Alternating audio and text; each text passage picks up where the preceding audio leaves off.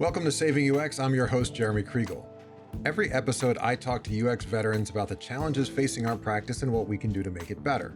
This is the second half of my conversation with Susan Rice, VP of User Experience at Workiva. If you missed part one, go back and listen to that. You can watch it on YouTube, listen on most podcast platforms, or do both at sux.live. That's SUX for savingux.live. And now the conclusion of my conversation with Susan Rice. So you mentioned access to the business and strategy, and I imagine if I were to kind of think about maybe different conversations, those might fall into what I would consider conversations I probably knew were happening and maybe I was or wasn't involved in, but I knew they were going on. Are there any types of conversations that maybe you didn't even know were occurring when you were at maybe a lower level position in the organization, and now that you see those happening, you're like, oh, I should have been involved in this. I didn't even know what was going on, so that other UX folks could look for and try to become a part of. I mean, yeah, at some point for sure there were, conversations actually, I would say even today, there's probably conversations I don't know that are going on just because there's so much information and Sure. there's so much we're all just trying to do so many things. One of the things is the higher up you go, inevitably you're juggling more things. I'm not saying you're not doing as deeply focused things. You're not getting as much into the details, and you shouldn't be the higher up you go. But you've got a broader swath of all kinds of information that can feel almost like disparate, and so you're juggling so many things. And so at any given time, it's really hard to remember even what might be helpful for somebody else to cascade down to. So, and that's not, I don't think that's an intentional thing. That is just what it is. That's just what the job is. The higher up you go, the more you have in terms of disparate points of data and information and insights. So, yeah, I mean, even today, I'm sure there's things that I don't know about. But my job is, though, is to make sure that I'm communicating with my manager so that he's always remembering why I might need some certain type of information, what could be helpful. I am like super, super fortunate that I have an awesome manager, and I have an awesome group of product organizational leadership. So for our product org, so I do report into the head of product. But the way he thinks about it, and it's still a little like interesting, but it works. It's working for us. Is that he's like, hey, yes, I'm your manager, but he's a head of product, but he's like, but you're also the head of UX. And so while there might be a hierarchical relationship from a management perspective, we're actually peers when it comes to the disciplines. And he's the one that articulated that. So, that's hello. Yeah, right. That's Thanks. I'm great. super, Yeah, super that's thankful great. for him. Yeah. Yeah. And I'm thankful for my peers in product. So my product management, of the leaders in product management, so that we're having a lot of interesting conversations. We've been doing a lot more workshopping this year. So instead of just the 1 hour meeting, um, we've been able to dig into really deep topics to figure out how to enable our teams to be more successful, going forward. And some of those conversations are not comfortable. In fact, last time I'm like, can we just have 5 minutes of celebrating before we leave? Because this feels like I don't want to walk away from this conversation feeling this way. So can we just say one thing we want to celebrate or that we're celebrating? So, but yeah, no, I mean, to get back to, I don't know, I feel like that's hopefully getting back to your original Yeah. question. So in the way you articulated, one, I think it's awesome that your manager kind of articulated that, the peer nature of product and UX from a discipline perspective. You also said, but there's also that hierarchy Mhm. there. And I think that speaks in some ways, even at the practitioner level, of the dual role that UX often plays, in that we support product through our how we conceptualize how we're going to solve problems, but we also can Mhm. be a stakeholder to product in the way we advocate for users. So there is this sort of, I guess, dual relationship of stakeholder and supporter. And I wonder if that makes some of that relationship or structure a little bit more challenging. I don't know. I've observed it. I don't know what to make of it. Yeah, yeah, not sure. I'm not sure. I just think that, for us, we shouldn't be alone, by the way, in how much we're reminding and keeping the customer forefront of our mind. We shouldn't be alone in that. Sometimes we're just like we just happen to be the ones that are reminding everyone of it. Yeah. And again, setting up those systems that enable others to keep that forefront in their minds. So that is part of. I feel like it's a big part of our role in UX. Yeah. I want to talk a little bit about team building, if you don't mind shifting gears, because you talked about Yeah. your leadership.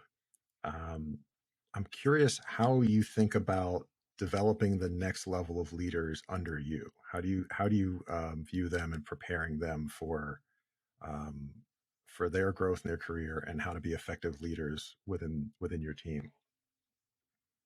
Yeah. So, um, honestly, I feel like this last year I've probably done less development as I should because we've been building the team. And so I had to build up pretty much a whole new leadership team in my current organization at Workiva. Um, because honestly, really we were quite underinvested in terms of how we were growing and where we were growing and where we were putting our emphasis. So I built up a whole new team. Fortunately, there were a couple of different people that were also already within the team, and they were in really key positions, and that like completely helped us so much with this growth. Um, so this year has been a lot more about, okay, let's onboard, let's set you up for success for this role right now. So as we get into this new calendar year, we'll talk more about career growth and like planning beyond these kind of like director, heads of types of roles. But more recently, I've taken on some of our UX managers, just with some shifting of some of our roles and stuff. And specifically, what we've done there is, I gave them like a template essentially for an IDP, an individual development plan, not to be confused with a Yeah. PIP, by the way. So I, for a hot second, I was like, wait, did I just get that right? So individual development plans, thinking about like where we are today, where do you want to go, not just like within Workiva, just it's fine. It's like, let's talk about even beyond and where you see yourself in 3 to 5 years. They were like, can we not do five? And I'm like, yeah, that's fine. We don't have to go that far. So we started having those individual conversations, and are working through like, hey, what does that, based on where you want to head, and breaking that down. How can we set you up for success both in your role here, but also thinking about like your longer term? So, what are those development opportunities? What are the training opportunities? What are those types of things? And so, that's what we've been really focused on in this last month, I would say. And we'll continue to have those conversations because they're not a one and done. It's like, it's over time. And then with that, then they're able to like take in their own personal development goals, and then we can tie into the work related goals. So where could those be overlap that would enable both, for us to be more successful in our company, but also overlaps and helps get them closer to where they want to go personally. So that's just like one way that we've been doing it. Obviously, we have leveling guides, competencies. We're continuously looking at those and figuring out ways how to optimize those. Some of the areas that I find that are really confusing anywhere is the difference between a UX manager and a senior UX manager, the difference between a director and a senior director. And so we're trying to make that a little more clear, but quite frankly, I always find that a little difficult to differentiate. And again, as I mentioned, I'm looking at that not just within the UX team. I'm trying to, I'm working with HR, I'm working with some of these other leaders to say, like, how are you thinking about that equitably and in a calibrated way across R&D? Mm. So, some of those are some efforts that are going on right now. Um, I am super excited, and it's way late in the game, but we're finally going to hire a design ops manager. So I finally just crafted that job description. I've got the team, looking at it to give me feedback, and I'm hoping to open that in the next couple of weeks. In hindsight, that would have been really helpful last year. But you know what? I I knew that wasn't exactly kind of, you have to take different approaches, different tactics to get where you need to go. And I put my eggs in the product ops um, basket intentionally, to help us with some of the challenges, of working across other teams. And so we were able to hire an awesome head of product operations. And so she's really, and this is part of what I had planned, and thankfully it worked out, was like, if we can get her in and her helping, us more broadly, then we're going to demonstrate the value of ops. And that will enable me to open a role in 2022. And that all came to fruition. So that was exciting. Yeah, I'm kind of in the same boat. Also looking to add design ops to the team this year, and also very, very, very excited about that. Um, Yeah. what maybe another growth question on leaders in your career? I imagine you've helped a lot of individual contributors move into a management or leadership position. Are there any common challenges that you've seen as people try to make that transition, and any advice you might give to people who are trying to make that leap or that change in their career? The one thing, the very first thing I would ask of anyone who's thinking about being a manager is why. Why are you thinking about being a manager? Let's just talk about, what are you really, really passionate about? What are the, like, really teasing apart like that passion, to better understand if you're thinking about being a manager because you want to ultimately, it's about leveling and trying to get up to becoming, a director or something along those lines, and that you're really not passionate about the people management part. Um, so that's the first thing, is really trying to understand that piece of things, because you can be a very effective individual contributor, high IC, and not have to do the people management piece, but still be able to mentor, still be able to lead, still be able to do a lot of those aspects without, getting into, I don't know, there's some challenges with people management. The emotional pieces of that, like, you have to be vulnerable and open, and, be a, like, really thinking about, it's not about you anymore. It's about another individual, and helping them, figure out how to shape and grow, and giving them critical feedback, giving them positive, all that stuff. And that's not that's not everyone's jam. And so being really honest about that is the first thing I would ask people. Um, and yeah, so that's that's the first thing I would ask. And then if you're like, oh well, I think so, depending on where you are, if there's like an opportunity to do a little bit more mentorship, both within the organization and outside of the organization, that's a good kind of first step. um, but if you can have more of a longer term mentorship relationship, not just a one-off like 30-minute conversation, but a relationship, or carrying that mentorship over time, that'll be a little bit closer, and it'll give you some of those opportunities. Um, and then, yeah, and then I think it's like just being able to have some more detailed conversations around what management really is, what it really entails. It's not easy. It's not an easy job. No, So, yeah. very rewarding, but no, not easy. No, it can be really rewarding, but so can being like a highly distinguished IC who's leading and mentoring. That can Yeah, also be really absolutely. Yeah, rewarding. So it's about being honest with yourself. yeah, because it could be heartbreaking too. It can be totally heartbreaking. That is what I mean. It's like, and that is not for everyone. Yeah. Yeah. Hmm. So I want to talk more maybe about individual contributors.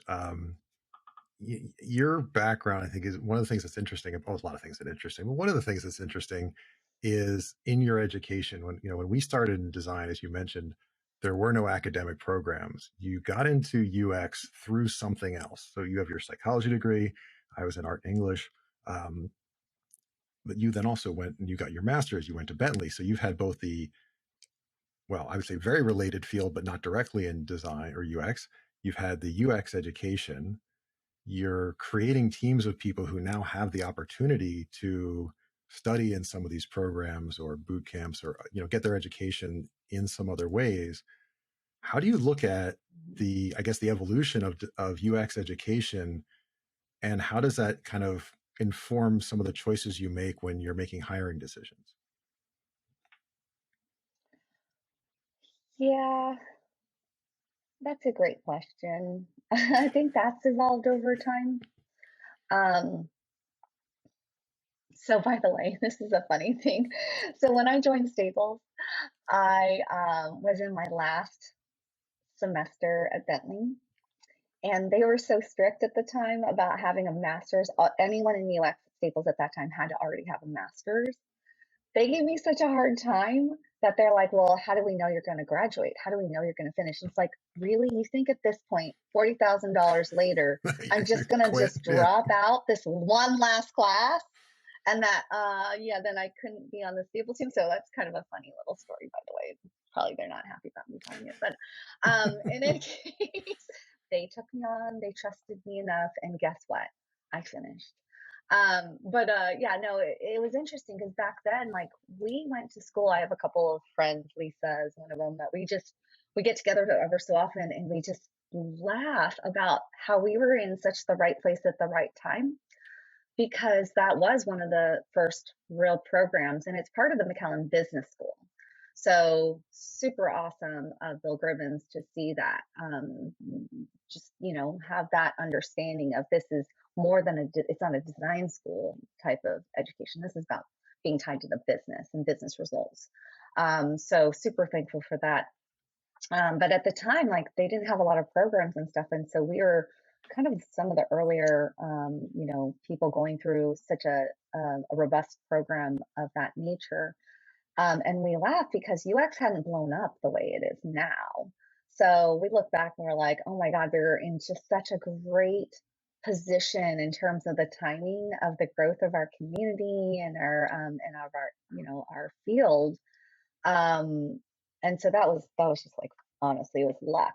And the fact that I have a bachelor's in psychology, that's just like luck. I mean, honestly, like, so that was not like, if you look at my CV, you're like, wow, that was like really intentional and it looks so like, planned. Heck no, not at all. It was just it just somehow came together magically, honestly. I'm very fortunate for that. But yeah, so then that was a differentiator to have that master's program under my belt. That was, it was a differentiator at the time. Now it's a lot harder, and in terms of looking at education as being a differentiator, because there are so many programs, undergraduate, graduate, boot camps, right? Like, so many different programs that are pumping out people left and right. And so it's great. That's another indicator, right? That we're heading in the right direction, is that this is becoming normalized. Um, but I would say, in terms of hiring, we still look at not just the education, but what are the skills and the experience and the growth mindset? That's huge. Like, that doesn't come with a master's degree.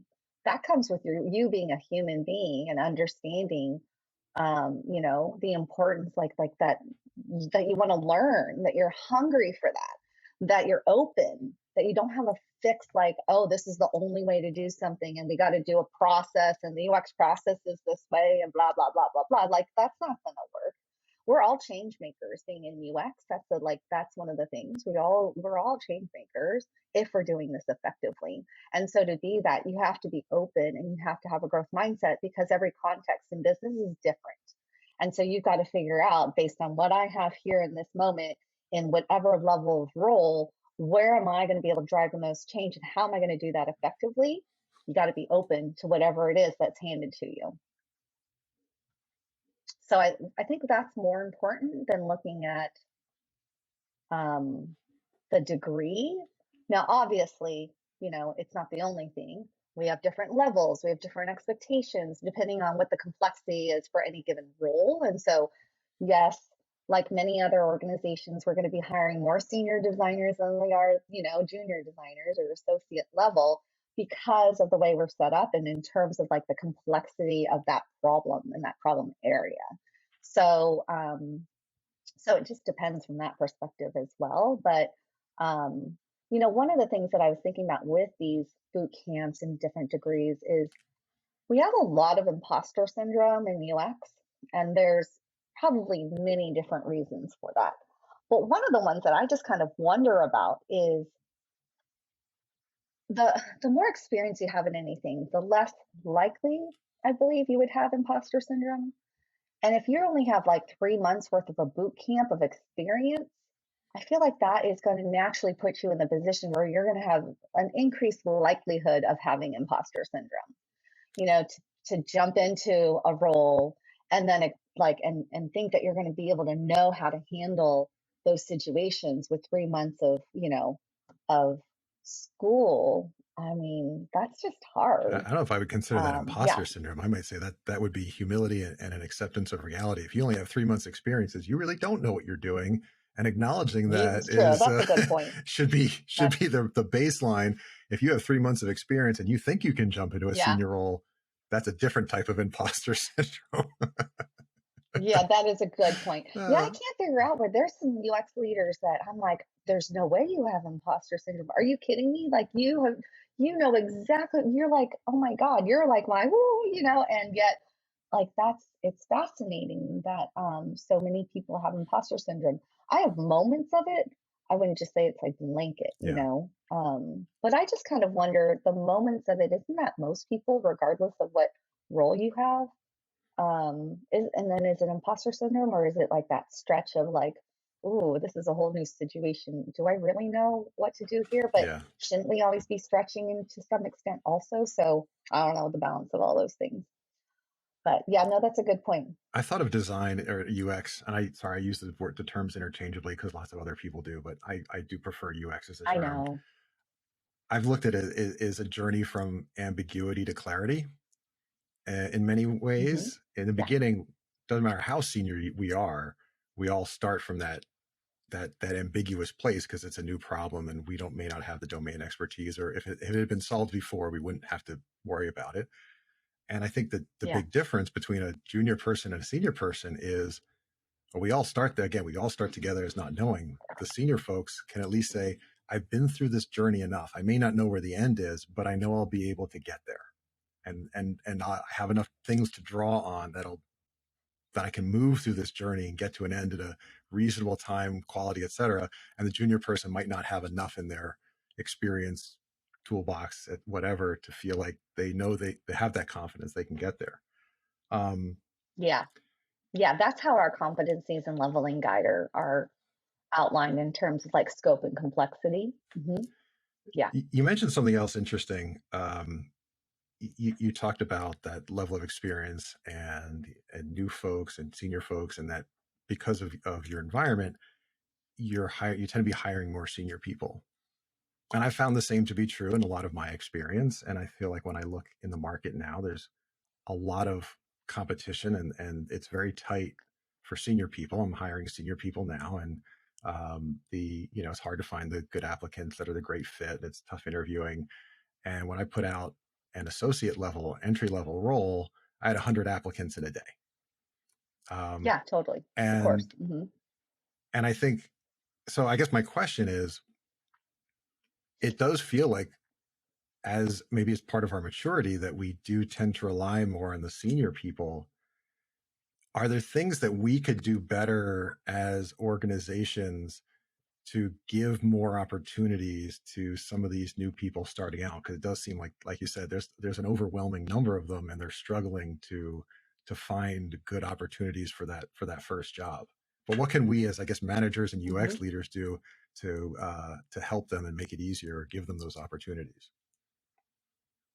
Yeah, so I'm a huge proponent of pair design where we can do it, where you're pairing up a couple designers on a given like, complex problem or problem area. So that is one opportunity that we could possibly do that. This is actually an interesting debate, like, with what Peter Morholtz calls the centralized partnership. And so if you had a model like that, where it's like, oh, you have a lead and then you have a group of different designers who can work in any given problem space overall, then you probably have more opportunity to kind of like hire different levels within that, like the group of designers, right? Um, but a lot of organizations actually design, and we do as well. We have our UX designers specifically. By the way, I've specialized roles. We can get into that if you're interested. But UX designers are the ones that are embedded within the squads. So as part of the triad. And so when you have that model, it just automatically creates a harder, like less of an opportunity to hire more junior designers, because they would have to be operating where they'd be really effective in a squad right away, or at least, over time. And, depending on the complexity of what that squad's problem space is, that might be hard for an associate designer to be able to handle and manage Yeah. on their own. So I think that is one of the biggest challenges we have as a community, as a field, to like be able to work through, and then still find those opportunities to open up more, more roles to those associates or even mid levels too. Um, I believe it's why we have so many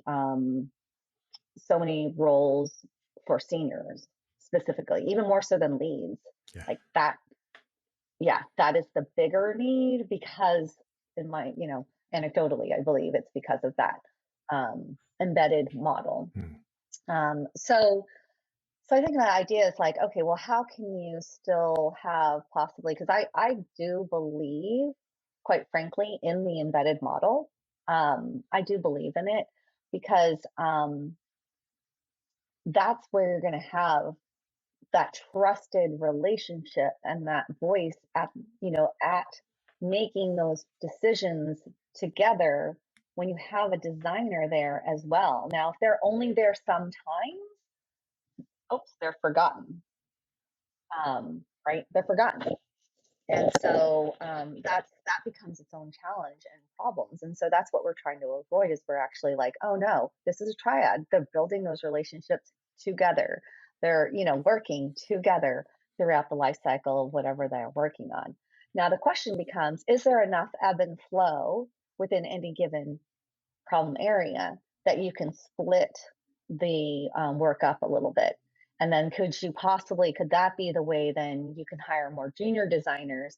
So if you had, for instance, two squads, but they're not, one designer might be more of the lead, whether that's a senior or a lead, and then the associate is on the other squad, but they're really paired up together Yeah. across those two squads.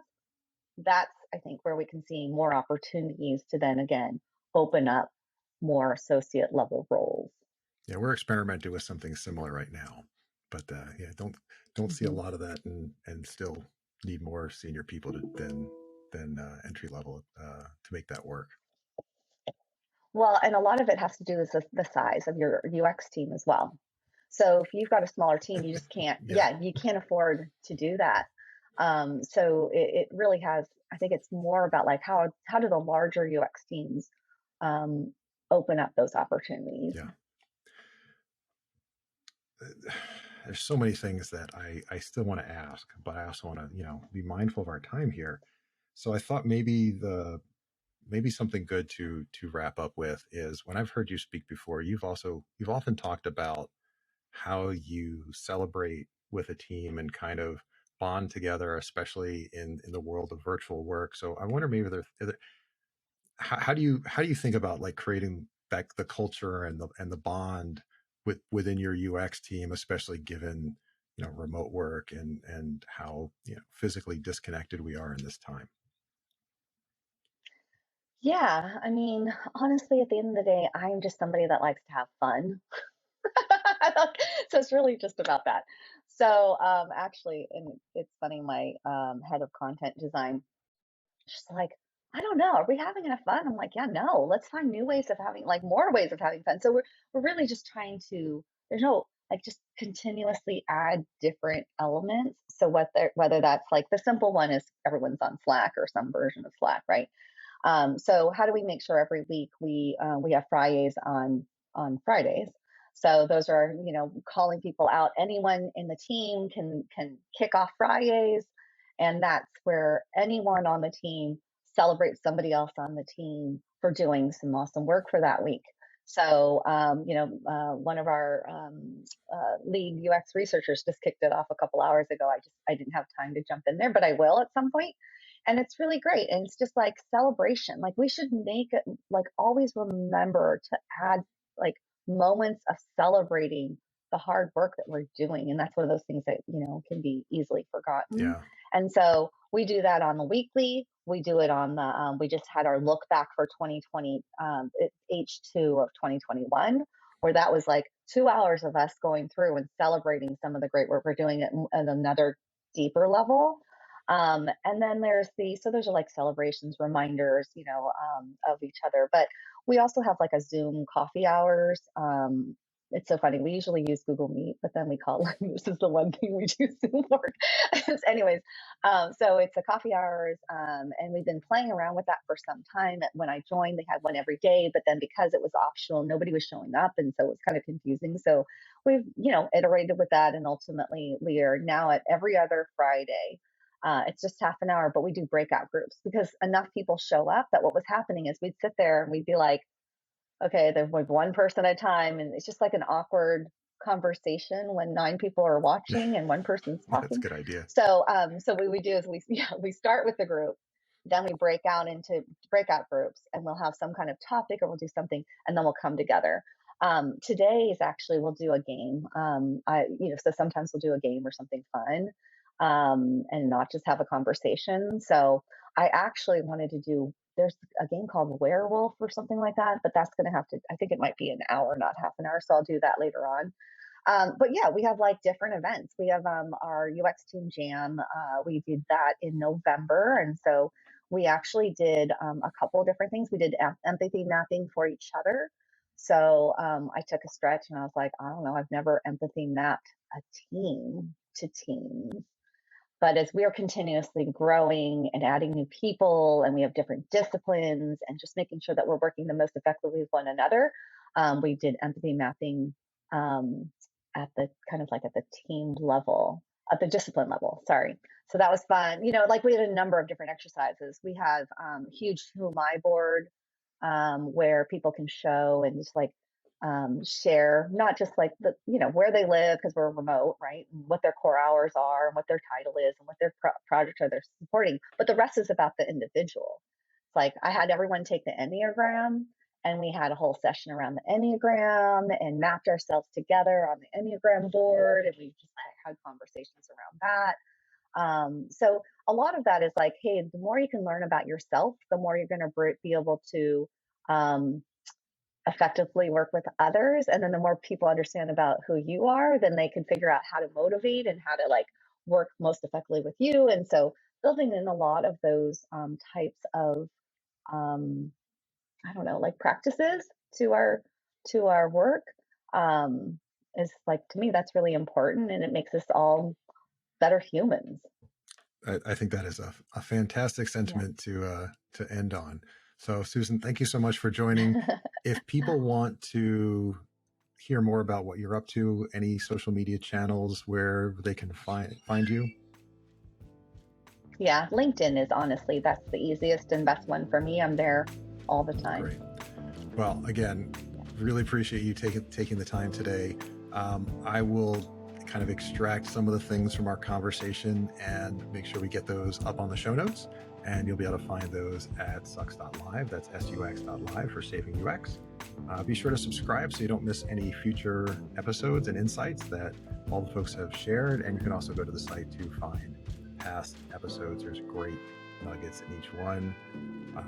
So once again, I just want to thank Susan Rice for joining me today. And until next time, I'm Jeremy Craig.